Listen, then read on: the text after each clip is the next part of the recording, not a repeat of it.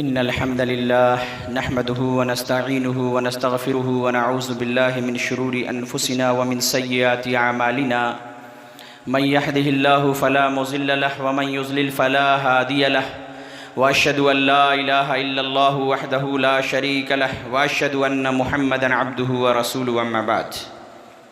फ़इन्न खैरल हदीस किताबुल्लाह व खैरल हदी हदी मुहम्मदिन सल्लल्लाहु अलैहि वसल्लम व शर्रल उमूरि मुहदसातुहा व कुल्ल मुहदसतिन बिदअह व कुल्ल बिदअतिन ज़लालह व कुल्ल ज़लालतिन फिन्नार। या अय्युहल्लज़ीना आमनुत्तक़ुल्लाह हक़्क़ तुक़ातिहि व ला तमूतुन्न इल्ला व अंतुम मुस्लिमून। या अय्युहल्लज़ीना आमनुत्तक़ुल्लाह व क़ूलू क़ौलन सदीदा युस्लिह लकुम अमालकुम व यग़फ़िर लकुम ज़ुनूबकुम व मन युतिइल्लाह व रसूलहु फ़क़द फ़ाज़ फ़ौज़न अज़ीमा। क़ाल अल्लाहु जल्ल व अला फ़ी किताबिहिल अज़ीज़ व फ़ी फ़ुरक़ानिहिल मजीद इन्न इद्दतश शुहूरि इंदल्लाहि इस्ना अशरा शहरा फ़ी किताबिल्लाहि यौम ख़लक़स समावाति वल अर्ज़ मिन्हा अर्बअतुन हुरुम। व क़ाल नबी सल्लल्लाहु अलैहि वसल्लम अफ़ज़लुस सियाम बाद रमज़ान अश-शहरुल मुहर्रम औ कमा क़ाल नबी सल्लल्लाहु अलैहि वसल्लम। तमाम किस्म की तारीफ़ात, बड़ाई, बुज़ुर्ग, किब्रियाई, तने तन्हा, अकेले, बिला शिरकत गैरे उस अल्लाह रब्बुल आलमीन के लिए लायक़ व ज़ेबा है कि जो हम तमाम इंसानों का, जिनों का और इस कायनात में रहने वाली तमाम मखलूक़ात का तने तन्हा खालिक है, मालिक है, पालनहार है, कि जिसने बग़ैर किसी साबक़ा नमूने की इस कायनात को और इसमें रहने वाली तमाम मखलूक़ात को वजूद बख्शा और लाखों करोड़ों दरूद व सलाम नाजिल हो हमारे आखिरी नबी हज़रत मोहम्मद सल्लल्लाहु अलैहि वसल्लम पर। मुअज़्ज़ज़ सामीन, खुतबा मसनूना के बाद कुरान करीम की एक आयत करीमा पढ़ी गई जिसमें अल्लाह रब्बुल इज़्ज़त ने यह फरमाया है कि इन्न इद्दतश शुहूरि इंदल्लाहि इस्ना अशरा शहरा फ़ी किताबिल्लाह यौम ख़लक़स समावाति वल अर्ज़ मिन्हा अर्बअतुन हुरुम। कि अल्लाह रब्बुल इज़्ज़त ने जब से इस कायनात की तख्लीक की, अल्लाह रब्बुल इज़्ज़त ने अपनी किताब में लौहे महफूज में महीनों की तादाद 12 रखी है। अल्लाह रब्बुल इज़्ज़त ने जो महीनों की तादाद 12 रखी, ये महीने और इनके जो अस्मा थे, जिन नामों से ये महीने पुकारे जाते थे, वो महीने नबी करीम सल्लल्लाहु अलैहि वसल्लम की बिअसत से पहले भी अरबों के दरमियान मुतारफ़ थे। दर हकीकत आज की गुफ्तगू का मौजू अल्लाह रब्बुल इज़्ज़त के जो हराम महीने हैं, मतलब कि हराम करदा मुहर्रम वाले, हराम हुर्मत वाले महीने हैं जिनको अल्लाह रब्बुल इज़्ज़त ने हराम करार दिया है, उसकी हुर्मत का तकाज़ा ये है कि उन महीनों के अंदर जंगो जदाल और क़िताल और इस किस्म की दीगर चीज़ें न की जाएँ, उसी से मुताल्लिक़ इंशाअल्लाह आज गुफ्तगू होगी। आप देखें कि अल्लाह रब्बुल इज़्ज़त ने हम मुसलमानों के ऊपर इस महीने के अंदर क़ुरबानी के फ़रीज़े की अदायगी के अल्लाह रब्बुल इज़्ज़त ने हमें तौफ़ीक़ बख्शी। तो मैं ये कह रहा था कि अल्लाह रब्बुल इज़्ज़त ने फरमाया कि इन्न इद्दतश शुहूरि इंदल्लाहि इस्ना अशरा शहरा, अल्लाह रब्बुल इज़्ज़त ने 12 महीने हुर्मत वाले बनाए हैं। 12 महीनों की तादाद अल्लाह रब्बुल इज़्ज़त ने 12 बनाई है और उनमें 4 महीने हुर्मत वाले हैं। 4 महीनों के अंदर मिन्हा अर्बअतुन हुरुम, एक तो आपको ज़ुल्क़ादा और उसके बाद एक ज़िलहिज्जा और उसके बाद मुहर्रम, ये 3 महीने और उसके बाद एक महीना रजब का। अल्लाह रब्बुल इज़्ज़त ने इन महीनों को हुर्मत वाला बनाकर अपने बंदों पे ये लाजिम किया कि अल्लाह के बंदे इन महीनों में खुसूसी तौर पर जंगो जदाल, क़त्लो क़िताल, लड़ाई झगड़ा और इस किस्म की दीगर बातों से बचें और अल्लाह रब्बुल इज़्ज़त ने जो ये 4 महीने हराम करार दिए हैं, ज़ुल्क़ादा, ज़िलहिज्जा, मुहर्रम और रजब, इनका एहतराम करें। अभी उन हराम महीनों में से एक महीना ज़िलहिज्जा का अल्लाह के फजलो करम से गुज़र रहा है और इसका इख्तिताम होने वाला है। आप गौर करें कि मान बाद, यानी कि ज़िलहिज्जा के महीने के बाद जो महीना शुरू होगा वो मुहर्रम का महीना है। आप अगर गौर करेंगे तो एक बेहतरीन रब्त आपको इसमें नजर आएगा कि मुहर्रम का महीना इस्लामी साल का पहला महीना है। हज़रत उमर फ़ारूक रज़ी अल्लाह अन्हु के दौरे खिलाफत में हज़रत अबू मूसा अशअरी रज़ी अल्लाह अन्हु ने, जो कि यमन के गवर्नर थे, हज़रत उमर फ़ारूक रज़ी अल्लाह अन्हु को ख़त भेजा और फरमाया कि अमीरुल मोमिनीन, आप जो हम तक खतूत भेजा करते हैं सरकारी तौर पर, उन ख़तों के ऊपर कोई तारीख़ नहीं होती और कोई दिन मुतय्यन नहीं होता कि किस सन में, किस तारीख़ में, कब ये ख़त लिखा गया। बहुत ही बेहतर होता कि साल की तायीन हो जाती। हज़रत उमर फ़ारूक रज़ी अल्लाह अन्हु ने सहाबा इकराम को जमा किया, जिसमें हज़रत अली रज़ी अल्लाह अन्हु और हज़रत उस्मान ज़ुन्नूरैन रज़ी अल्लाह अन्हु भी मौजूद थे। हाफिज़ इब्न हजर ने फ़तहुल बारी जो बुखारी की शरह है उसके अंदर हदीस नंबर 3934 यानी कि 3934 उस हदीस के ज़िम्न में, उसके तहत इमाम हाकिम और दिगर रिवायतों के हवाले से ये बात नकल की है कि हज़रत उमर फ़ारूक रज़ी अल्लाह अन्हु ने सहाबा को जमा किया और इस पर मशवरा हुआ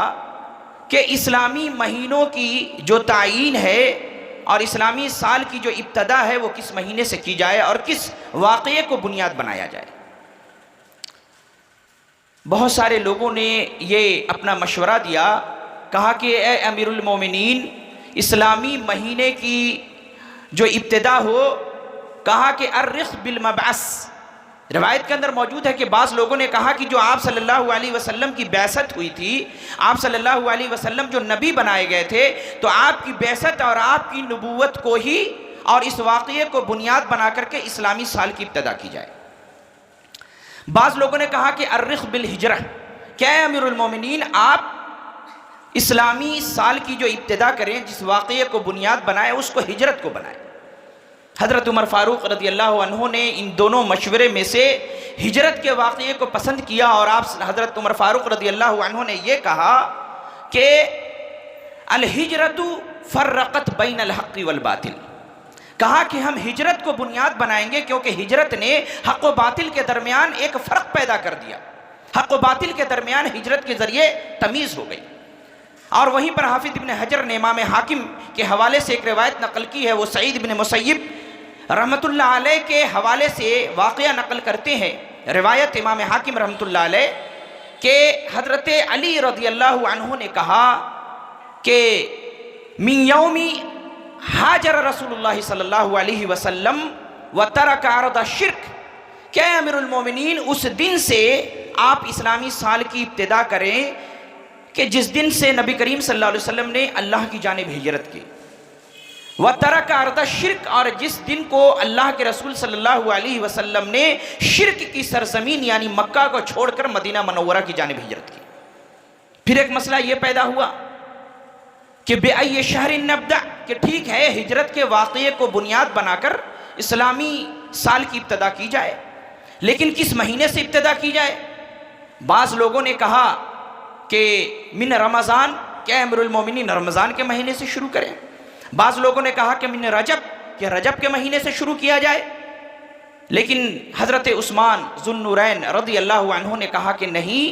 बल्कि हम इस्लामी महीने की इब्तदा मुहर्रम से करेंगे क्योंकि ये हुर्मत वाले महीनों के अंदर एक बहुत ही अहम महीना है। और फ़इन्नहु मुनसरफ़ुन नास मिनल हज, और ये वो महीना है कि जिसमें लोग हज से लौटते हैं और हज से लौटने के बाद ज़िलहिज्जा के बाद सबसे पहला महीना मुहर्रम का पड़ता है। ये हज़रत उस्मान गनी रज़ी अल्लाह अन्हु की राय थी। फ़फ़अलहु उमर रज़ी अल्लाह अन्हु, हज़रत उमर फ़ारूक रज़ी अल्लाह अन्हु ने हज़रत उस्मान की के इस राय को पसंद किया, यानी कि इस मशवरे के अंदर में हज़रत अली रज़ी अल्लाह अन्हु, हज़रत उस्मान गनी रज़ी अल्लाह अन्हु और हज़रत उमर फ़ारूक रज़ी अल्लाह अन्हु, ये तीन सहाबा किराम रज़ी अल्लाह अन्हुम अजमईन मजमूई तौर पर शामिल थे और इनके मशवरे से इसकी इब्तदा हुई। मकसद क्या है इसको बयान करने का कि इन महीनों के इब्तदा से पहले और इसकी तायीन से पहले अरबों के दरमियान नबी करीम सल्लल्लाहु अलैहि वसल्लम की वफ़ात के बाद सहाबा किराम महीनों की को याद करने के लिए, यानी मुहर्रम, सफ़र, रबीउल अव्वल, ये जो महीनों के नाम हैं, उनके अलावा उन महीनों को याद रखने के लिए उन लोगों ने मुख्तलिफ वाक़यात से सालों का नाम रखा था। यानी हिजरत के बाद वाले साल को मुसलमान जिस नाम से मौसूम किया करते थे, सनतुल इज़्ज़, यानी कि उस महीने के अंदर मुसलमानों को कुफार और मुशरिकीन से क़िताल की इजाज़त दी गई थी। उसके बाद वाले महीने को कहा करते थे सनतुल अम्र बिल क़िताल, उसके बाद वाले महीने को सनतुल तमहीस, उसके बाद वाले को सनतुल तरफ़ुह, उसके बाद वाले को सनतुल ज़िलज़ाल, उसके बाद वाले को सनतुल इस्तिनास, उसके बाद वाले को सनतुल इस्तिग़लाब, और उसके बाद वाले महीने को सनतुल बराअह, और उसके बाद वाले को सनतुल वदा। यानी ये नाम सहाबा इकराम ने रखे थे। वाक़यात यानी जो वाक़या हुआ उसके बाद वाले साल को ये नाम, लेकिन इस तरीक़े से साल की तायीन बड़ी मुश्किल हो रही थी। तो गुफ्तगू का मकसद ये है कि हज़रत उमर फ़ारूक रज़ियल्लाहु अन्हु ने सहाबा के मशवरे से हिजरत के वाक़ये को बुनियाद बनाया, और हिजरत के वाक़ये को बुनियाद बनाने की वजह यह ठहरी, हाफिज़ इब्न हजर रहमतुल्लाह अलैह ने फ़तहुल बारी के अंदर जो ज़िक्र किया रिवायतों को ज़िक्र करने के बाद, कि जब बैअत अक़बा सानिया हुई, यानी कि जब अंसारी सहाबाए किराम रज़ियल्लाहु अन्हुम अजमईन नबूवत के 13वें साल ज़िलहिज्जा के आखिरी अय्याम में मदीना से मक्का तशरीफ़ लाए, और आप सल्लल्लाहु अलैहि वसल्लम से उन्होंने डिमांड किया कि नबी सल्लल्लाहु अलैहि वसल्लम, आप इन मुशरिकीन की सरजमीन को छोड़ दें और आप हमारे यहाँ तशरीफ़ लेकर आए, मदीने के अंदर हम आपको इज़्ज़त व एहतराम के साथ रखेंगे और आपका दिफा करेंगे। हज़रत अब्बास रज़ियल्लाहु अन्हु ने, जो उस वक्त ईमान नहीं लाए थे, उन्होंने कहा अंसारियों को कि अंसारियों की जमात सुन लो, तुम मेरे भतीजे मोहम्मद इब्न अब्दुल्लाह को यहाँ से लेकर के मदीना जाने की बात कर रहे हो, लेकिन कहीं ऐसा ना हो कि तुम मोहम्मद को मदीना लेकर के जाओ और मदीना लेके जाने के बाद पूरे अरब की तुम्हें दुश्मनी मोल लेनी पड़े, पूरा का पूरा अरब तुम्हारा दुश्मन हो जाए, और उस दुश्मनी की ताब ना लाकर हो सकता है कि तुम मोहम्मद सल्लल्लाहु अलैहि वसल्लम को तने तन्हा छोड़ दो। तो सहाबा किराम रज़ियल्लाहु अन्हुम अजमईन, अंसारे सहाबा ने यह कहा था कि अल्लाह के रसूल सल्लल्लाहु अलैहि वसल्लम, आपके चचा ने जो खदशा जाहिर किया है, तो आप हमारी जानिब से ये बात सुन ले कि जब हम आपको यहाँ से लेकर के जाएंगे तो हर दुख में, सुख में, गम में और हर हालत में आपका साथ देंगे, हर एतबार से आपका दिफा करेंगे। और जब जंगे बदर हुई, जो इस्लाम और कुफ्र का पहला मार्का था, तो उन सहाबा ने इस चीज़ को बदरजाए अतम अंदाज में करके दिखाया कि उन लोगों ने, सहाबा इकराम रज़ियल्लाहु अन्हुम अजमईन ने, अंसारियों ने किस तरीके से नबी करीम सल्लल्लाहु अलैहि वसल्लम का दिफा किया। जब बदर के मैदान में उधर कुफार और मुशरिकीन की एक बड़ी अच्छी खासी तादाद मौजूद थी, इधर सहाबा इकराम 313 मुहाजिरीन जिन्होंने नबी करीम सल्लल्लाहु अलैहि वसल्लम के ईमा पे या आपके साथ या पहले हिजरत की थी, वो तो इस्लाम के लिए अपनी गर्दनें कटाने के लिए तैयार थे, लेकिन आप सल्लल्लाहु अलैहि वसल्लम ने अंसार की जानिब नज़र उठाई। हज़रत मिक़दाद रज़ियल्लाहु अन्हु ने कहा कि अल्लाह के रसूल सल्लल्लाहु अलैहि वसल्लम, अगर आपकी मुराद अंसार हैं तो आप सुन ले कि हम अंसारी सहाबा हैं, हम ये नहीं कहेंगे इन्ना ला नक़ूलु कमा क़ालत बनु इसराईल ले मूसा, जो बनी इसराइल ने हज़रत मूसा अलैहिस्सलाम से कहा था कि इज़हब अंत व रब्बुका फ़क़ातिला इन्ना हाहुना क़ाइदून, कि मूसा आप और आपका रब जाकर के लड़े, हम यहाँ बैठे तमाशा देखेंगे। वलाकिन इज़हब अंत व रब्बुका फ़क़ातिला, बल्कि ए नबी सल्लल्लाहु अलैहि वसल्लम, आप और आपका रब एक साथ होकर जाएं, आप दुश्मनों से लड़ें। व इन्ना मअकुमा मुक़ातिलून, और हम भी आपके साथ सफ बसफ और शाना बशाना होकर दुश्मनों से लड़ेंगे। वलाकिन्ना नुक़ातिलु अन यमीनिका व अन शिमालिका व बैन यदैका व खल्फका, बल्कि हम आपके दाहिनी जानिब से, बाईं जानिब से, आगे से, पीछे से, हर एतबार से आपका दिफा करेंगे। एक सहाबी रसूल ने कहा कि अल्लाह के रसूल सल्लल्लाहु अलैहि वसल्लम, अगर आप हमें बरक़े क़िमात तक घोड़ा दौड़ाने का हुक्म देंगे तो हम वहाँ तक चले जाएंगे, अगर समंदर में घोड़ा डालने का हुक्म देंगे तो हम वो भी कर गुजरेंगे। ये सहाबा किराम ने उस बैअत अक़बा, जो दूसरी बैयत हुई थी, वहाँ पे वादा किया था। गोया के 13वीं नबूवत के 13वें साल में ज़िलहिज्जा के आखिरी अय्याम में, ज़िलहिज्जा के महीने के आखिरी अय्याम चल रहे थे, उन अय्याम में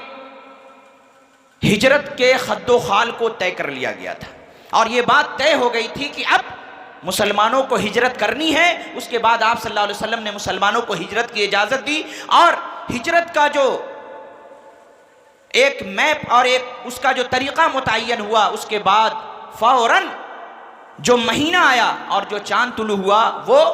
मुहर्रम का महीना था। यानी हिजरत की तायीन हुई, हिजरत के खद्दो खाल को मुतय्यन किया गया और उसके बाद जिस महीने की इब्तिदा होती है वो महीना कौन सा था? मुहर्रम का महीना था। इसीलिए सहाबाए किराम ने उसी हिजरत के वाक़ये को बुनियाद बनाकर और माअन बाद उसके चूँकि मुहर्रम आया था तो उस मुहर्रम के महीने से इस्लामी साल की इब्तिदा की। बयान करने का मकसद ये है कि आप ये देखें कि मुहर्रम का महीना और उससे पहले ये ज़िलहिज्जा का महीना, ये 2 महीने पै दर पे आगे पीछे आ रहे हैं। आप अगर इस पर गौर करें कि एक ज़िलहिज्जा का महीना जिसके अंदर मुसलमान कुर्बानी देते हैं, तलबिया पुकारते हैं, लब्बैक अल्लाहुम्मा लब्बैक ला शरीक लक लब्बैक, यानी अल्लाह रब्बुल इज़्ज़त के वहदानियत की गवाही देते हैं, अल्लाह रब्बुल इज़्ज़त की तौहीद की गवाही देते हैं। और ये महीना जो ज़िलहिज्जा का है पूरा का पूरा महीना और इसके अंदर जो इबादत अंजाम दी जाती है वो सिर्फ हमें तौहीद का दर्स देती है कि ये ज़िलहिज्जा का महीना है। इस महीने के अंदर हज़रत इब्राहीम अलैहिस्सलाम की सुन्नत की अदायगी की जाती है, यानी जानवर कुर्बान किया जाता है। हज़रत इब्राहीम अलैहिस्सलाम जिन्होंने तौहीद के लिए किस्म किस्म की कुर्बानियाँ दी, लेकिन ज़र्रा बराबर भी आपके पाए इस्तिकामत में लग़ज़िश ना आई। गोया के ये महीना हमें इस बात की याद दिलाता है कि हम अल्लाह रब्बुल इज़्ज़त के दीन की नशर व इशाअत के लिए, अल्लाह रब्बुल इज़्ज़त के दीन की सरबलंदी के लिए हज़रत इब्राहीम अलैहिस्सलाम की तरह हर तरह की कुर्बानी और तमाम किस्म की आजमाइशों से गुजरने के लिए हम तैयार रहें, अपने आप को बिल्कुल रेडी रखें। और ठीक ये ज़िलहिज्जा का महीना ख़त्म होता है जिसके अंदर बंदा लब्बैक अल्लाहुम्मा लब्बैक ला शरीक लक लब्बैक की गुहार लगाता है। आपने कभी गौर किया कि बंदा कुर्बानी यानी कि ज़िलहिज्जा का चांद नज़र आते ही वो कहता है अल्लाहु अकबर, ला इलाहा इल्लल्लाहु वल्लाहु अकबर वलिल्लाहिल हम्द। इसीलिए अल्लाह रब्बुल इज़्ज़त ने फरमाया युरीदुल्लाहु बिकुमुल युस्र वला युरीदु बिकुमुल उस्र, अल्लाह तबारक व तआला तुम्हारे लिए आसानी चाहता है, तंगी नहीं चाहता। वलितुकमिलुल इद्दत वलितुकब्बिरुल्लाह अला मा हदाकुम लअल्लकुम तशकुरून, तो तुम अपने जो अय्याम है वलितुकमिलुल इद्दत यानी रमज़ान के जो अय्याम है उनके रोज़े की गिनती पूरी करो, वलितुकब्बिरुल्लाह, और जो ईदैन है यानी कि ईद उल अज़हा और ईद उल फित्र उसके अंदर तुम अल्लाह रब्बुल इज़्ज़त की किब्रियाई और उसकी तहमीद, उसकी तक़दीस और उसकी तमजीद को बयान करो। अब मुसलमान उस महीने में कहता है अल्लाहु अकबर ला इलाहा इल्लल्लाहु वल्लाहु अकबर वलिल्लाहिल हम्द। इस कलमे का मतलब क्या है? बार बार वो ये इस बात का एतराफ़ करता है कि अल्लाह तू बड़ा है, अल्लाहु अकबर, अल्लाह तू बड़ा है, अल्लाहु अकबर, अल्लाह तू बड़ा है, यानी कि मैं छोटा हूँ, मेरी ज़ात छोटी है, मेरी सोच छोटी है, मेरी फ़िक्र छोटी है, मेरी कायनात छोटी है, मेरा जो अक्ल शऊर है वो छोटा है। अल्लाह तबारक व तआला तेरी ज़ात बड़ी है। ला शर अल्लाहु अकबर ला इलाहा इल्लल्लाह वल्लाहु अकबर, अल्लाह तबारक व तआला तेरा कोई शरीक नहीं, यानी कि बेटे तू ही देता है, बेटियां तू ही देता है। वइज़ा मरिज़्तु फहुव यशफ़ीन, अगर मैं बीमार होता हूँ तो शिफा तू ही देता है। वहुव युतईमुनी व यस्क़ीन, तू ही मुझे खिलाता है, तू ही मुझे पिलाता है। अल्लाह तबारक व तआला तू ही मेरा खालिक है, मालिक है, राज़िक़ है। गोया के हर एतबार से वो अल्लाह रब्बुल इज़्ज़त की वहदानियत की गवाही देता है। लेकिन आप देखें कि ये जो इस कलमे की जो एक बंदा मोमिन तकरार करता है कि अल्लाहु अकबर ला इलाहा इल्लल्लाहु वल्लाहु अकबर, क्या इससे बढ़ करके भी अल्लाह रब्बुल इज़्ज़त की तहमीद और तक़दीस और तमजीद हो सकती है? नहीं हो सकती। लेकिन इसका तकाजा ये है कि बंदा इस महीने के गुजरने के बाद या इन कलेमात को अपने ज़बान से निकालने के बाद अल्लाह रब्बुल इज़्ज़त की तक़दीस और तमजीद के अंदर दिलो जान से लग जाए, यानी कि अल्लाह रब्बुल इज़्ज़त की उसने बड़ाई बयान की है कि अल्लाह तबारक व तआला तू बड़ा है, मेरी ज़ात छोटी है। लेकिन ये महीना गुज़रता है, कुर्बानी के अय्याम गुज़रते हैं और हम अपने दुकानों में, अपने कारखानों में, अपने मकान के अंदर बैठे हुए होते हैं। मुअज़्ज़िन मस्जिद से सदा लगा रहा होता है, अज़ान की आवाज़ आ रही होती है अल्लाहु अकबर अल्लाहु अकबर, लेकिन उसके बावजूद हम अपने दुकान पे, अपने कारोबार में, अपने दुनियावी मशागिल के अंदर हम मसरूफ़ रहते हैं और किसी भी किस्म की हमारे अंदर कोई तहरीक पैदा नहीं होती कि हम मस्जिद के अंदर जाएं, हम नमाज पढ़ें। तो इससे क्या पता चला कि हमने जो अल्लाह रब्बुल इज़्ज़त के सामने एतराफ़ किया था कि अल्लाहु अकबर, अल्लाहु अकबर, ला इलाहा इल्लल्लाहु अल्लाहु अकबर, गोया कि हम अपने कौल में सच्चे नहीं हैं। हमें तो ये चाहिए कि हम हर मामले में अल्लाह रब्बुल इज़्ज़त को आगे करें, अपने कारोबार को पीछे करें। हमारा कारोबार आगे ना हो बल्कि अल्लाह रब्बुल इज़्ज़त की सदा आगे हो, अल्लाह की इबादत आगे, हमारा कारोबार पीछे, हमारी ख्वाहिशात नफसानी पीछे, अल्लाह का नाम आगे। लेकिन हमने अपने कारोबार को, अपने बिजनेस को, अपने दुनियावी मशागिल को इस कदर तरजीह दी कि जिस अल्लाह रब्बुल इज़्ज़त की हमने किब्रियाई बयान की थी, उस अल्लाह रब्बुल इज़्ज़त की किब्रियाई को बयान करने के बाद, ये ऐलान करने के बाद कि अल्लाहु अकबर, अल्लाहु अकबर, अल्लाह तबारक व तआला तू बड़ा है, मैं छोटा हूँ, हमने अपने कारोबार को बड़ा बना दिया, अल्लाह की ज़ात को छोटा करार दे दिया अपने अमल के ज़रिए। मस्जिदों में तशरीफ़ हम नहीं ले जाते। दूसरी चीज़ कि हमने अल्लाह की किब्रियाई तो बयान की, कहा ला इलाहा इल्लल्लाहु अल्लाहु अकबर, अल्लाह तबारक व तआला तेरा कोई शरीक नहीं और तू बड़ा है, तेरी ज़ात मुक़द्दस है, मुअज़्ज़म है। लेकिन होना तो ये चाहिए था कि जिस इब्राहीम की सुन्नत अलैहिस्सलाम की सुन्नत हमने अदा की, हमारी ज़िंदगी से ज़र्रा बराबर भी अगर कहीं कोई शिर्क हो तो वो निकल जाना चाहिए। क्योंकि इब्राहीम अलैहिस्सलाम के बारे में अल्लाह रब्बुल इज़्ज़त ने कुरान करीम में क्या फरमाया कि मा कान इब्राहीम यहूदिय्यन वला नसरानिया, कि इब्राहीम अलैहिस्सलाम न यहूदी थे न नसरानी थे, वलाकिन कान हनीफ़ मुस्लिमा, और इब्राहीम अलैहिस्सलाम सच्चे पक्के मुखलिस मुसलमान थे, मोमिन थे। वमा कान मिनल मुशरिकीन, और इब्राहीम अलैहिस्सलाम मुशरिक न थे। क्या बेहतरीन उसलूब अल्लाह रब्बुल इज़्ज़त ने अपनाया कि जब अपने खलील को दुनिया वालों से मुतारफ़ कराया कुरान करीम में, तो ये नहीं कहा कि मेरा इब्राहीम मुवहिद था, सिर्फ इस पे इक्तिफा नहीं किया, बल्कि ये कहा कि वमा कान मिनल मुशरिकीन, कि मेरा इब्राहीम मुशरिक न था, मेरे इब्राहीम की ज़िंदगी में ज़र्रा बराबर भी शिर्क शामिल न था। ये ज़िलहिज्जा का महीना के जो तौहीद से ताबीर जिसे आप कर सकते हैं। अब आदमी कुर्बानी का फरीज़ा अंजाम दे, तलबिया पुकारे हज के अय्याम में, गैर हाजी अल्लाहु अकबर, अल्लाहु अकबर, ला इलाहा इल्लल्लाहु अल्लाहु अकबर का विर्द जारी रखें, और ज़िलहिज्जा के महीने के दौरान और उसके अंदर कुर्बानी के बावजूद हम शिर्क में मुब्तला हो, अल्लाह रब्बुल इज़्ज़त को छोड़कर अपनी हाजत रवाई के लिए गैरों के दर पे जाएं। अल्लाह के जो नेक वली हैं, जो औलिया हैं, फौत होने के बाद उनके कब्रों पे जाके सजदा करें, उनसे बेटे मांगे, उनसे बेटियां मांगे, उनको अपना हाजत रवा मुश्किल कुशा समझें, उनसे अपने बीमारी को दूर रहने के लिए उनसे हम दुआ करें। अल्लाह रब्बुल इज़्ज़त की बारगाह में अल्लाह के जो नेक वली हैं, जो औलिया हैं, जो फौत हो गए, उनको वसीला बनाए। तो मेरे भाई फिर उसका ये अल्लाहु अकबर कहना और ये इब्राहीम की सुन्नत का अदा करना कोई माना नहीं रखता। आप जानते हैं नबी करीम सल्लल्लाहु अलैहि वसल्लम को अल्लाह रब्बुल इज़्ज़त ने जिस मक्के के अंदर मबूस किया, मक्के के वो जो मुशरिकीन थे, अबू जहल, उतबा, शैबा और वलीद और दिगर कुफ़ार मक्का, मुसलमान अमूमन ये समझा करता है कि वो गैर मुस्लिम अफराद आज के बर्रे सगीर हिंदो पाक व बांग्लादेश के जो गैर मुस्लिमीन हैं, जो हमारे हिंदू भाई हैं, मुसलमान ये समझता है कि वो इन्हीं की तरह मुशरिक थे। नहीं, मुशरिक थे, लेकिन अल्लाह रब्बुल इज़्ज़त ने कुरान में कहा कि वला इन सअल्तहुम मन खलक़स समावाति वल अर्ज़, ऐ नबी सल्लल्लाहु अलैहि वसल्लम, अगर आप इन मुशरिकीन मक्का से पूछेंगे कि ज़मीन व आसमान को किसने पैदा किया, ला यक़ूलुन्ना अल्लाह, तो वो ज़रूर भी ज़रूर कहेंगे कि अल्लाह। कुल मन यर्ज़ुकुकुम मिनस समाई वल अर्ज़, ऐ नबी सल्लल्लाहु अलैहि वसल्लम इनसे पूछिए कि आसमान और ज़मीन से तुम्हें रोज़ी कौन देता है। अम्मन यमलिकुस समा वल अब्सार, कौन है जो तुम्हारी क़ुव्वत सिमाअत और बसारत का मालिक है, कौन है। अम्मन यमलिकुस समा वल अब्सार वमन युदब्बिरुल अम्र, और कायनात के उमूर की निगहदाश्त कौन करता है, ज़मीन और आसमान से तुम्हें रिज़्क़ कौन देता है। फसयक़ूलून अल्लाह, तो वह करीब कहेंगे कि अल्लाह। यानी अल्लाह रब्बुल इज़्ज़त को वो खालिक मानते थे, वो राज़िक़ मानते थे। खाना काबा के अंदर मुशरिकीन मक्का जो हज करने आते थे, वो हाजियों को सत्तू पिलाते थे,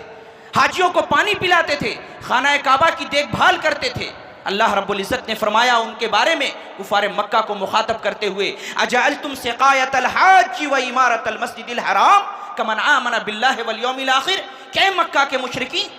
क्या तुम लोगों ने खाना काबा का देखभाल करना, हाजियों को सत्तू और पानी पिलाना और अल्लाह के इस अज़ीमुश्शान इबादत हज के फरीज़े की अदायगी करने वाले लोगों की निगहदाश्त करने को उस आदमी की तरह समझ रखा है कमन आमन बिल्लाहि वल यौमिल आखिर, जो कि अल्लाह पर ईमान लाता है और यौम आखिरत पर ईमान लाता है।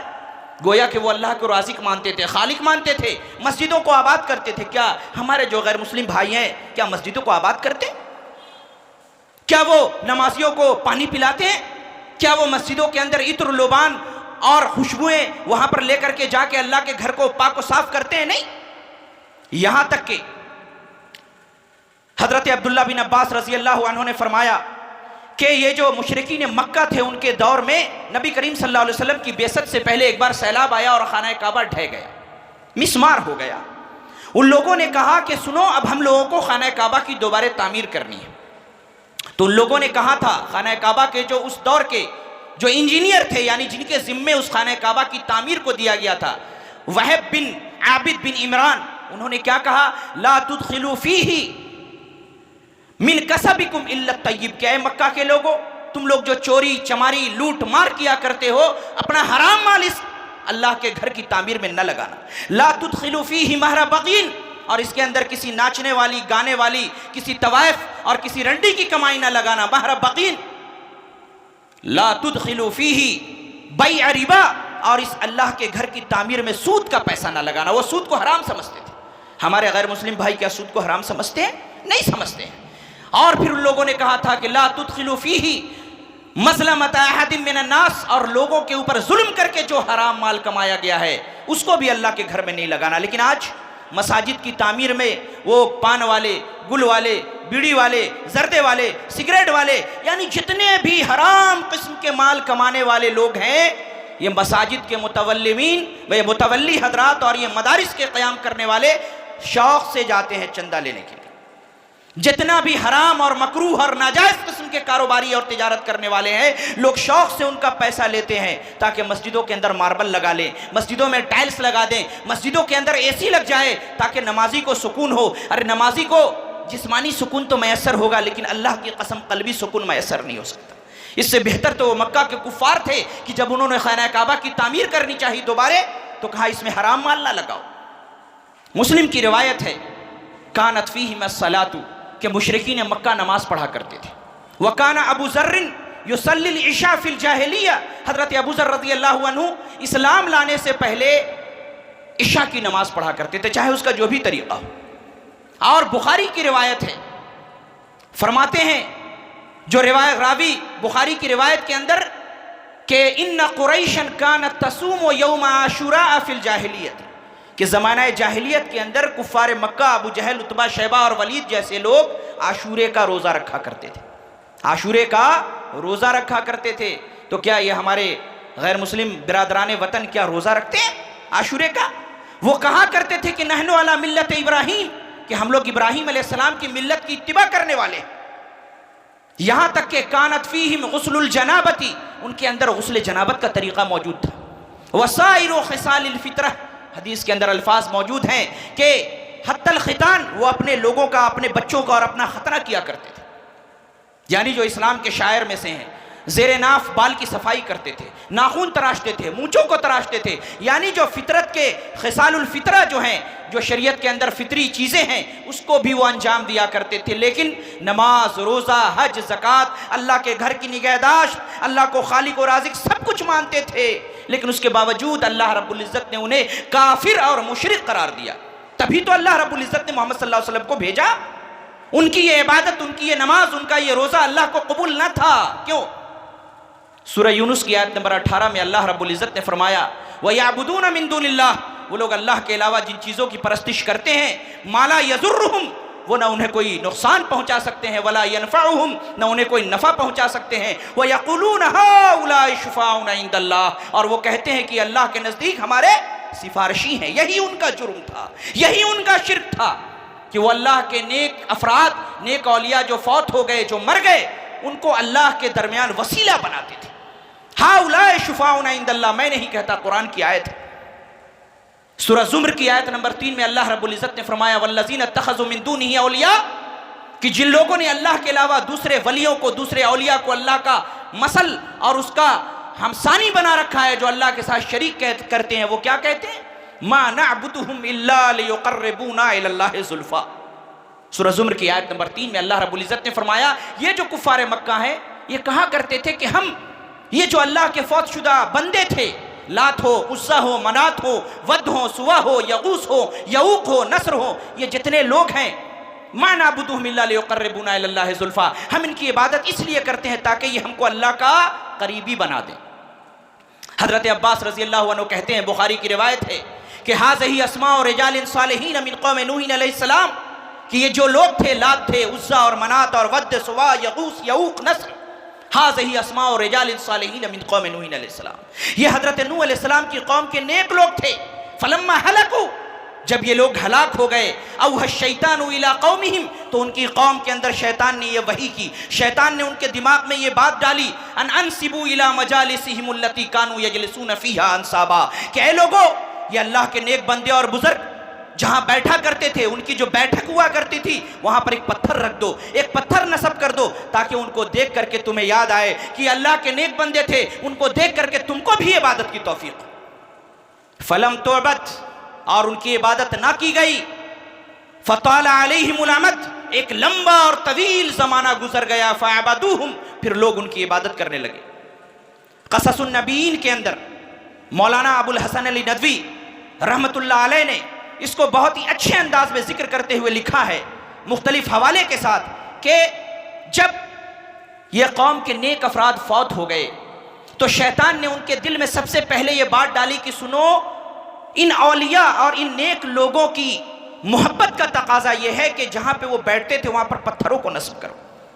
और उनकी कब्रों पे जा करके अल्लाह रब्बुल इज्जत से दुआ करो कि ऐ अल्लाह, तू हमारी मुसीबत को दूर कर दे। तो जब उन बुजुर्गों की कब्र पे जाके तुम अल्लाह से दुआ करोगे तो अल्लाह तुम्हारा तबारक व तआला तुम्हारी दुआ को कबूल करेगा।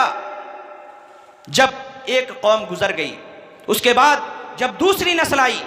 तो दूसरी नस्ल को शैतान ने उसके दिल में यह बात डाली कि सुनो, अरे महज उनके कब्र पे जाके दुआ करने से क्या होगा, बल्कि तुम अल्लाह रब्बुल इज्जत से इन बुजुर्गों के मंज़लत और उनके मर्तबे की दुहाई दे करके तुम सवाल करो कि ऐ अल्लाह, ये जो तेरे बुजुर्ग थे, ये जो तेरे नेक वली थे, ये जो नेक लोग थे, अल्लाह तबारक व तआला, मैं उनके वसीले से और उनकी बुजुर्गी के सदक़े में मैं तुझसे दुआ मांगता हूँ कि अल्लाह तबारक व तआला तू हमारी दुआओं को कबूल फरमा। उसके बाद जब एक तीसरी कौम आई तो शैतान ने उसके दिल में ये बात डाली, कहा कि अरे सिर्फ और सिर्फ ये कहना काफ़ी नहीं है, बल्कि तुम लोग अब उन साहिब कब्र के पास जाओ और उनसे कहो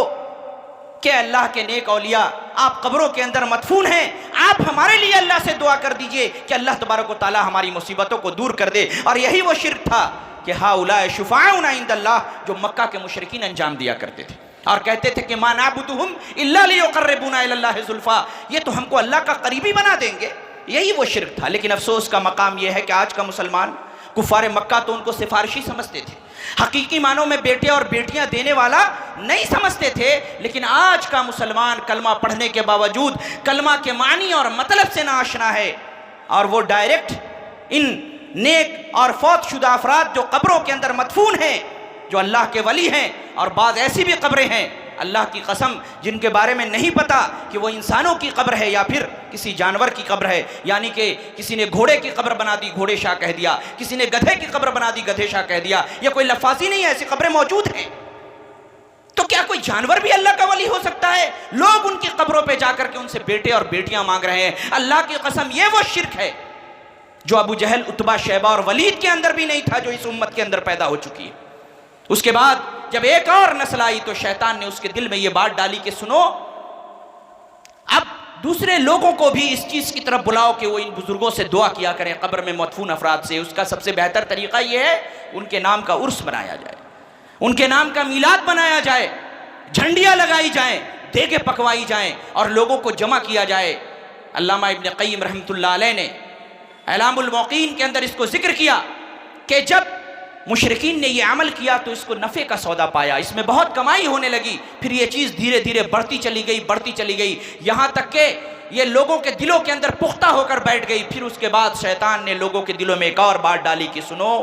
जो शख्स भी इन रसूमात का इनकार करे और कहे कि ये शिर्क है, ये बिदत है, तुम समझो कि वो शख्स बद्दीन है और इन औलिया के करामत और इनकी बुजुर्गी और इनकी विलायत का मुनकिर है। हालांकि बात ऐसी नहीं है, उन औलिया की विलायत, उनकी करामत और उनकी बुजुर्गी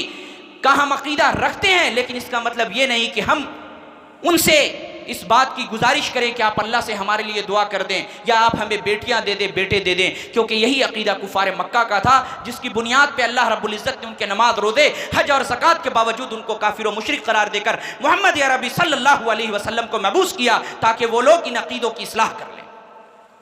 तो ये रजब ज़िलहिज्जा का महीना है जो कि तौहीद से ताबीर है। इब्राहीम अलैहिस्सलाम ने तौहीद की नशर व इशाअत के लिए तरह तरह की कुर्बानियाँ बर्दाश्त की, और ठीक इस महीने के बाद वो मुहर्रम का महीना शुरू होता है, और जो कि इस्लामी साल का पहला महीना है। आप गौर करें कि ये हिजरत का महीना,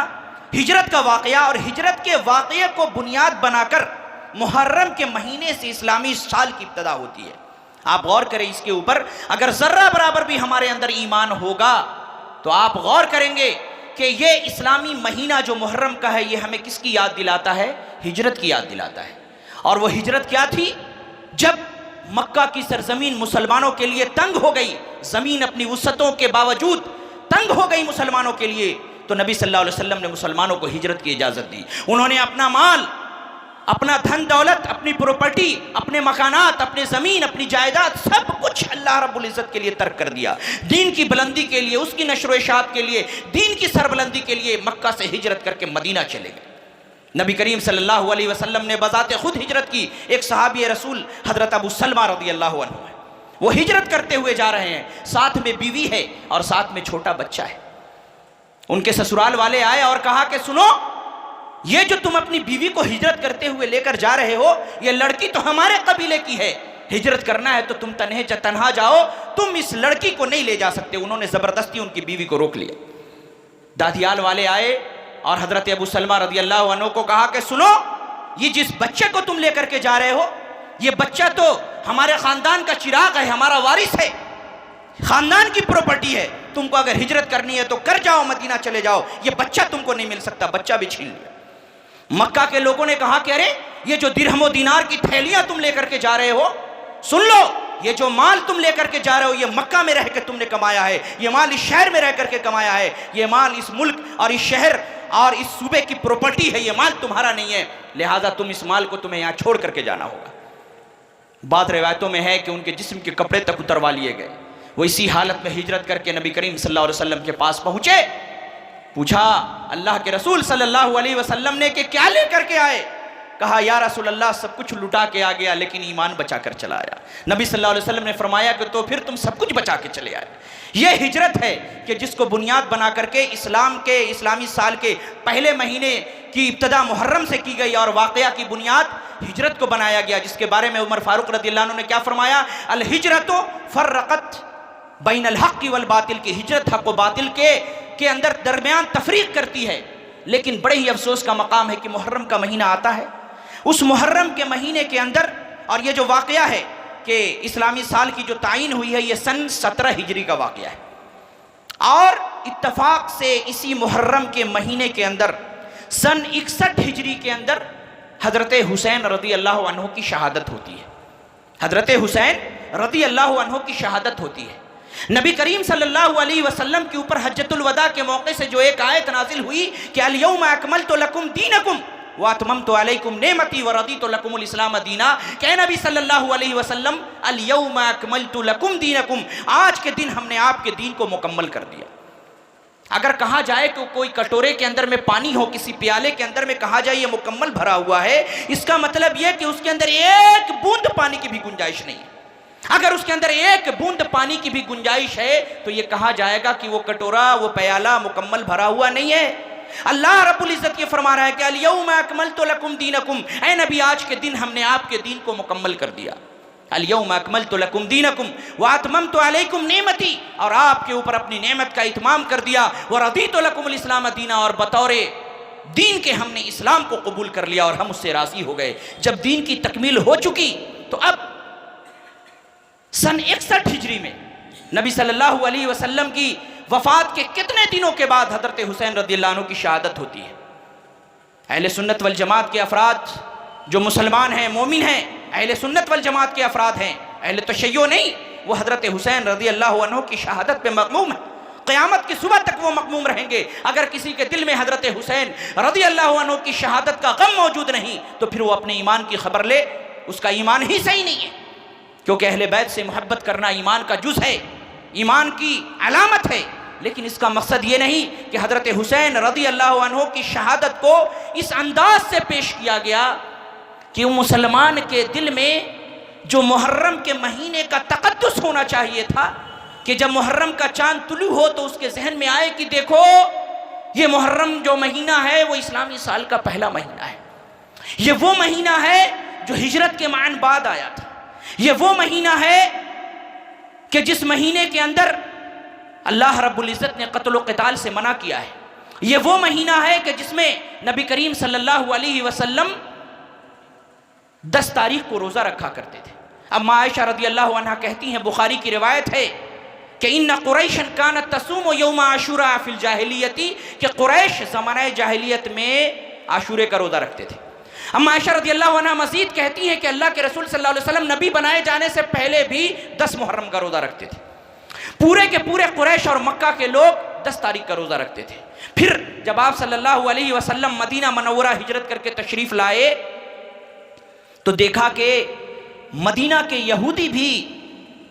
10 मुहर्रम का रोज़ा रखते हैं। आप सल्लल्लाहु अलैहि वसल्लम ने पूछा कि ये 10 तारीख का रोज़ा तुम किस लिए रखते हो? उन्होंने कहा कि आज के दिन यानी 10 मुहर्रम को अल्लाह रब्बुल इज़्ज़त ने हज़रत मूसा अलैहिस्सलाम को फ़िरऔन से निजात दी थी और फ़िरऔन बहर कुलज़ुम के अंदर डुबो करके मार दिया गया था। इसी खुशी में हज़रत मूसा अलैहिस्सलाम ने रोज़ा रखा था। हम लोग भी इस खुशी को मनाने के लिए, सेलिब्रेट करने के लिए मुहर्रम का रोज़ा रखते हैं। तो आप सल्लल्लाहु अलैहि वसल्लम ने कहा था कि नहनु अहक्कु बिमूसा मिनकुम, कि ऐ लोगो, ऐ यहूदी, तुमसे ज़्यादा मूसा के सुन्नत के हक़दार हम हैं और इस मूसा की खुशी पे हम भी रोज़ा रखेंगे। फिर आप सल्लल्लाहु अलैहि वसल्लम ने 10 तारीख का रोज़ा रखा और फरमाया कि अगर मैं अगले साल ज़िंदा रहा तो चूँकि यहूद की मुखालफत करनी है तो उसके साथ 9 का रोज़ा भी हम रखेंगे। लेकिन आप सल्लल्लाहु अलैहि वसल्लम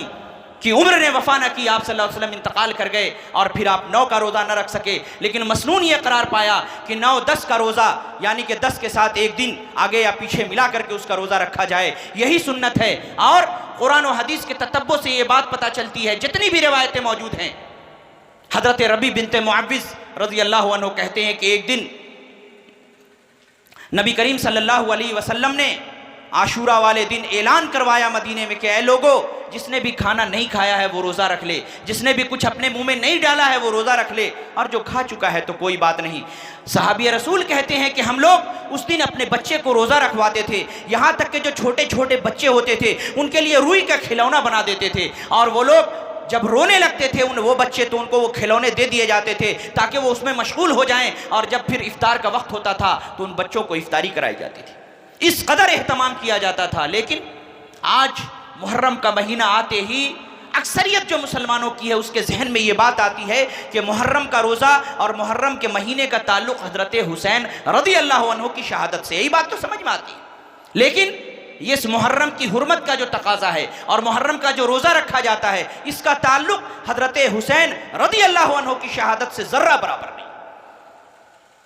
ये जो ताज़िया और ये जो मुहर्रम के मुख्तलिफ रसूमात अदा किए जाते हैं, मुअर्रिखीन ने लिखा है कि मुइज़ुद्दौला नाम का एक बातनी बादशाह था, एक शिया बादशाह था। उसने सन 252 हिजरी के अंदर ये ताज़ियादारी की बिदअत उसने ईजाद की, यानी नबी करीम सल्लल्लाहु अलैहि वसल्लम की वफ़ात के 241 साल के बाद ये चीज़ शुरू हुई और उसको दीन का हिस्सा बना दिया गया। हालांकि होना तो ये चाहिए था कि जैसे ही मुहर्रम का महीना शुरू हो तो मुसलमान के जहन में ये बात आए, वो कहे कि अल्लाह रब्बुल इज़्ज़त इस हिजरत के वाक़ये को बुनियाद बना करके इस्लामी साल की इब्तदा की गई। ऐ अल्लाह तबारक व तआला, जिस तरीक़े से तेरे नबी ने और उनके असहाब ने दीन के लिए कुर्बानियाँ दी, अपना घर माल व दौलत सब कुछ बर्बाद कर दिया, सब कुछ लुटा दिया तेरे दीन की सरबलंदी के लिए, मुहर्रम का महीना आ चुका है। ऐ अल्लाह रब्बुल इज़्ज़त, हम भी इस बात का आज़म करते हैं कि अगर ज़रूरत पड़ी तो हम भी तेरी बारगाह के अंदर अपनी जान, अपना माल, अपनी इज़्ज़त व आबरू, अपनी प्रॉपर्टी, अपनी जायदाद, जो कुछ भी हो सकता है सब तेरे दीन की सरबलंदी के लिए, उसकी नशर व इशाअत के लिए हम लुटा देंगे, बर्बाद कर देंगे। ये जज्बा मुहर्रम का महीना शुरू होते ही मुसलमान के अंदर पैदा होना चाहिए। हिजरत से इसका यही ताल्लुक़ है और कितना ही बेहतरीन रब्त है कि यह मुहर्रम का महीना और उधर ज़िलहिज्जा का महीना। ज़िलहिज्जा का महीना भी हमें तौहीद की दावत देता है, मुहर्रम का महीना भी हमें तौहीद की दावत देता है, हिजरत का वाक़या भी हमें तौहीद की दावत देता है कि नबी सल्लल्लाहु अलैहि वसल्लम ने तौहीद के लिए हिजरत की और आपके सहाबा ने हिजरत की। और रोज़ा यहूद भी रखा करते थे। किस लिए? क्योंकि फिरौन से हजरत मूसा को नजात मिली थी। और फिरौन ने मूसा अलैहिस्सलाम को क्यों परेशान किया था? मूसा अलैहिस्सलाम ने तौहीद की दावत दी थी, और मूसा अलैहिस्सलाम तौहीद की नशर इशात और उसकी दावत के लिए मुताद्दिद किस्म की परेशानियों का उन्होंने सामना किया, लेकिन ज़र्रा बराबर भी उनके पाए इस्तकामत में लग़ज़िश ना आई। गोया कि ये ज़िलहिज्जा का महीना और उसके बाद मान आने वाला ये मुहर्रम का महीना सिर्फ़ और सिर्फ तौहीद से ताबीर है, तौहीद से ताबीर है, जिसके अंदर बंदा मोमिन को ये चाहिए कि वह अल्लाह रब्बुल इज़्ज़त की तौहीद के बारे में गौर करे, फिक्र करे, और अपनी ज़िंदगी से ज़र्रा बराबर भी अगर शिर्क उसके अंदर पाया जाता है तो अपनी ज़िंदगी को शिर्क के शायबे से भी पाक कर दे। नबी करीम सल्लल्लाहु अलैहि वसल्लम की इताअत का आज़म करे और नबी सल्लल्लाहु अलैहि वसल्लम के तरीक़े पर चलने की कोशिश करे, और उसके जहन में हिजरत का वाक़या हो, उसके जहन में इब्राहीम अलैहिस्सलाम की वहदानियत का वाक़या हो, इब्राहीम अलैहिस्सलाम की आज़माइश का वाक़या हो, इब्राहीम अलैहिस्सलाम के सब्र का वाक़या हो, इस्माइल अलैहिस्सलाम के ज़िबह किए जाने का वाक़या हो, उनकी इताअत और फरमाबरदारी का वाक़या हो, तो तमजीद अल्लाहु अकबर ला इलाहा इल्लल्लाह वल्लाहु अकबर का खाका उसके जहन में हो। जब ये चीज़ें होंगी उसके बाद वो 9 और 10 तारीख़ के मुहर्रम के महीने का वो रोज़ा रखेगा तो अल्लाह रब्बुल इज़्ज़त के नज़दीक बहुत ही ज़्यादा अजर पाएगा। इसीलिए नबी सल्लल्लाहु अलैहि वसल्लम ने फरमाया था कि अफ़ज़लुस सियाम बाद रमज़ान, के रमज़ान के बाद सबसे अफजल रोज़ा जो है वो कौन है? वो मुहर्रम का रोज़ा है। लिहाजा इस मुहर्रम के महीने में मुहद्दिसीन ने लिखा है कि 9 और 10 के अलावा पूरे मुहर्रम के महीने के अंदर आदमी अगर चाहे, सलफ से ये चीज़ मनकूल है, तो बकसरत आप रोज़े रख सकते हैं, क्योंकि ये इबादत का महीना है। लेकिन मुहर्रम के महीने के अंदर लोग शादी ब्याह करने को हराम समझते हैं कि इस महीने के अंदर अगर शादी की जाएगी तो वो शादी कामयाब नहीं होगी। इस महीने को लोगों ने गम का महीना बना दिया है। मुसलमान जो अहले सुन्नत हैं, अहले तशय्युअ की देखा देखी, वो भी काले कपड़े पहनते हैं, बाजू पे पट्टियाँ लगाते हैं, जुलूस निकालते हैं, यहाँ तक कि आग का मातम करते हैं। उस दिन वो खिचड़े बनाते हैं और वो मिट्टी के बर्तन में वो सेवैयाँ या फिर मीठे हलवे बनाकर तकसीम किया करते हैं, और न जाने कैसे कैसे खुराफात को अंजाम देते हैं। मुहर्रम का महीना शुरू होता है, शुरू होते ही कब्रिस्तान की तरफ मुसलमान जाता है, जा करके पुरानी कब्रों के ऊपर मिट्टी डालकर उसको दुरुस्त करता है, कब्रों की लिपापोती की जाती है, वहाँ अगरबत्ती और लोबान जलाया जाता है, और जो 10वीं तारीख होती है उस दिन पूरे कब्रिस्तान के अंदर एक ईद का समा होता है। मेरे भाई, शरीयत से इसका कोई ताल्लुक नहीं। कहाँ मुहर्रम का हुर्मत वाला महीना, कहाँ रोज़े की फर्जियत, कहाँ आशूरा के रोज़े का मकसद, कहाँ वो ज़िलहिज्जा का महीना उसके पहले, कहाँ वो हिजरत का वाक़या, और कहाँ हज़रत हुसैन रज़ियल्लाहु अन्हु की शहादत, और उसके ताल्लुक़ से इस 10 तारीख को ये बनाए जाने वाले खुराफात। शरीयत इस्लामिया के अंदर इस चीज़ की कोई गुंजाइश नहीं। जो इस्लाम के दुश्मन थे, यहूद व नसारा मुशरिकीन, उन लोगों ने इन बिदात और इन रसूमात को मुसलमानों के दरमियान राइज किया। क्यों? ताकि मुसलमान जब मुहर्रम का महीना शुरू हो तो उसके जहन में हिजरत का वाक़या ना हो, उसके जहन में नबी करीम सल्लल्लाहु अलैहि वसल्लम के ऊपर आने वाली मुशक्क़तों का तसव्वुर ना हो, सहाबा कराम ने जो कुर्बानी दी वो उसके जहन में ना हो। इससे पहले जो ज़िलहिज्जा के महीने में इब्राहीम अलैहिस्सलाम की कुर्बानी का वाक़या उसके जहन से निकल जाए, मुहर्रम के जो रोज़े, जो आशूरा का रोज़ा है, उसकी अहमियत और उसकी फजीलत उसके जहन से निकल जाए, और उसके अंदर जो एक हिस्स बेदार होनी चाहिए कि वो इस्लाम की नशर इशात और सरबलंदी के लिए, जैसे आप सल्लल्लाहु अलैहि वसल्लम ने हिजरत की थी, वो भी अपने नफ्स की हिजरत करे, माल की हिजरत करे, अपने जान की हिजरत, अपने इज्जत व आबरू और माल की हिजरत के लिए तैयार रहे। ये हिजरत और इस कुर्बानी का जो तसव्वुर है मुसलमानों के जहन से निकल जाए, और वो आतिशबाजी और पटाखे और हलवे और खिचड़े और कब्रिस्तान में जा कर के मिट्टी चढ़ाना, कब्रों पे उनको लिपना, और वहाँ पर अगरबत्तियाँ और लोबान जलाना, पटाखे जलाना, इसी के अंदर मशगूल हो जाए, ताकि ये जो पैगाम ज़िलहिज्जा और मुहर्रम का महीना हमें दे रहा है, मुसलमान उस पैगाम से गाफिल हो जाए। यही मकसद है। हमें ये चाहिए कि इन बातों को हम समझें, और जो मुहर्रम और ज़िलहिज्जा के महीने में जो हमें पैगाम मिल रहा है वो पैगाम हम अपने जहन और अपने दिलो दिमाग के अंदर रखें और इसको लोगों तक पहुँचाने की कोशिश करें, क्योंकि हज़रत हुसैन रज़ियल्लाहु अन्हु के शहादत का ताल्लुक़ इस मुहर्रम के रोज़े और मुहर्रम की हुर्मत और उससे पहले वाले ज़िलहिज्जा के महीने से इसका कोई ताल्लुक़ नहीं। और मेरे भाई, कब्रों के ऊपर मिट्टी चढ़ाना, टूटी फूटी कब्रों को दुरुस्त करना जायज़ है, ये एक अलग बात है, लेकिन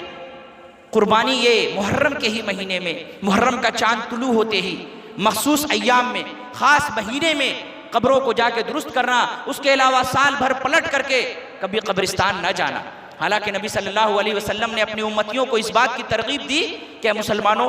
तुम कसरत से कब्रिस्तान जाया करो, फ़इन्नहु तुज़क्किरुल अमवात, क्योंकि वो मौत को याद दिलाती है। अब अगर कब्रें टूटी फूटी होंगी, कुछ कब्रों से हड्डियां नजर आएंगी, वो सीधा कब्रों को इंसान देखेगा तो उसके जहन में ये बात आएगी कि मुझे भी मर कर एक दिन इसी कब्र के अंदर जाना है। अब जिन कब्रों के ऊपर इत्र लोबान की खुशबू होगी, मुख्तलिफ किस्म की चादरें होंगी, या ये जो मज़ार हैं जहाँ के औरतों और मर्दों का इख्तलात होता है, जहाँ बदनजरी का लोग शिकार होते हैं, क्या ऐसे मज़ार और ऐसी कब्रों की ज़ियारत करने से मेरे भाई मौत की याद आ सकती है? कभी भी नहीं आ सकती है। वहाँ तो दुनिया याद आएगी, दुनिया की रंगीनियाँ याद आएंगी। लिहाजा शरीयत के मफहूम को, किताब और सुन्नत की तशरीह को बदल दिया गया है और मुसलमान बगैर देखे, बगैर बूझे और बगैर कुछ सोचे समझे हुए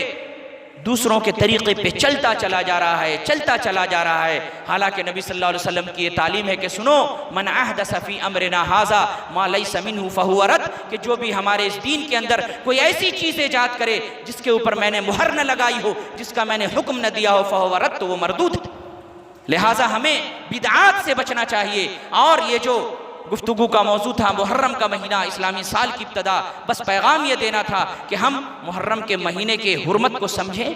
और मुहर्रम के महीने का जो तकाजा है और उससे पहले जो ज़िलहिज्जा का महीना है, जो रब्त दोनों के दरमियान तौहीद का है, उस रब्त को समझें और इस अकीदे के साथ, यकीन के साथ इसकी अहमियत को समझ करके हम मुहर्रम का रोज़ा रखें, मुहर्रम के महीने को सेलिब्रेट करें। और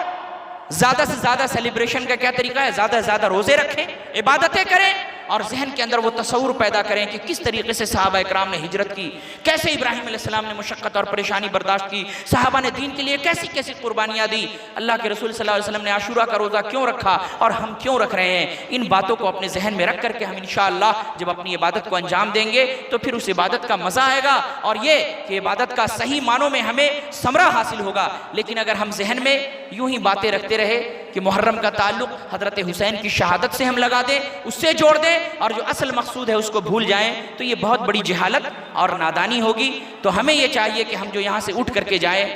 हमें इल्म अगर था इस बात का तो अल्लाह रब्बुल इज़्ज़त मज़ीद हमारे इल्म में पुख्तगी दे, और अगर इस बात का हमें इल्म नहीं था तो इस पैगाम को सुनकर, सीख कर, समझ कर हम अपने घरों में जाएं, अपनी माओ बहनों बेटियों के पास जाएं, अपने दोस्त अहबाब अकारीब के पास जाएं और उनको इस बात का पैगाम दें कि ये जो मुहर्रम का महीना आ रहा है ये हमें इस बात की तालीम देता है और हमारे अंदर कौन सा जज्बा पैदा होना चाहिए। अल्लाह रब्बुल इज़्ज़त से दुआ है कि वो हम लोगों को इन चीज़ों को समझने और इस पर अमल करने की तौफीक अता फरमाए। अल्लाह तबारक व तआला तो हमारे मसाइल को दूर कर दे, हमारी परेशानियों को दूर कर दे और हम में से जो लोग भी परेशान हाल है अल्लाह तबारक व तआला उनकी परेशानी को दूर करके उनके कारोबार में बरकत अता फरमा। हम में से जो तलब इल्म के अंदर जो लोग मशगूल हैं अल्लाह तबारक व तआला उनके इल्म के रास्ते को तू आसान कर दे। अल्लाह तबारक व तआला हम में से जो बीमार हैं तो उनको शिफाए कामिला आजला अता फरमा। अल्लाह तबारक व तआला हम में से जो लोग अपने घरों के अंदर किसी भी मामले में परेशान हाल है अल्लाह तबारक व तआला तू उनकी परेशानियों को दूर कर दे। अल्लाह तबारक व तआला तू हमारे मुल्क की हिफाजत फरमा,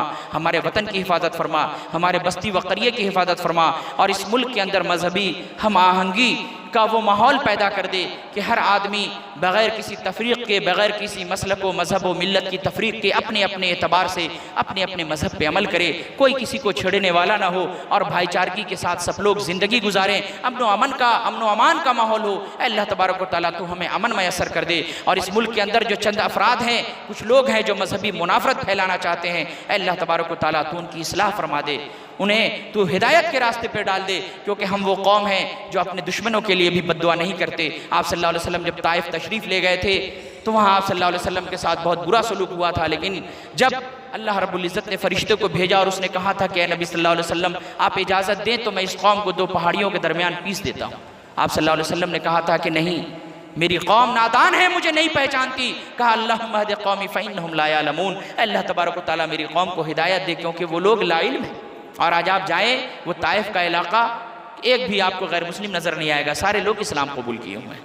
सब इस्लाम के दायरे में आ गए। अगर आप सल्लल्लाहु अलैहि वसल्लम ने बद्दुआ कर दी होती, सब पिस गए होते तो आज वहाँ मुसलमान नहीं होते। तो हम जिस नबी के मानने वाले हैं, हम जिस रहमतुल लिल आलमीन के मानने वाले हैं, उसने तो दुश्मन के लिए भी बद्दुआ ना की। तो हम हमेशा दुआ करें कि अल्लाह तबारक व तआला इन मजहबी मुनाफरत फैलाने वाले जो भी अफराद हैं थोड़े बहुत, अल्लाह तबारक व तआला उनके दिलों को तब्दील कर दे, उनकी इस्लाह फरमा दे, क्योंकि तेरे दो उंगलियों के दरमियान बंदों के क़ुलूब हैं, हदीस में मौजूद है। इसीलिए नबी सल्लल्लाहु अलैहि वसल्लम ने एक दुआ सिखाई कि अल्लाहुम्मा मुसर्रिफल क़ुलूब, ऐ अल्लाह तबारक व तआला दिलों को फेरने वाले, उलट पलट करने वाले, सर्रिफ क़ल्बी अला ताअतिक, तू हमारे दिलों को अपनी ताअत की तरफ माइल कर दे। अल्लाहुम्मा मुक़ल्लिबल क़ुलूब, ऐ अल्लाह तबारक व तआला दिलों का उलट पलट करने वाले, सब्बित क़ल्बी अला दीनिक, हमारे दिलों को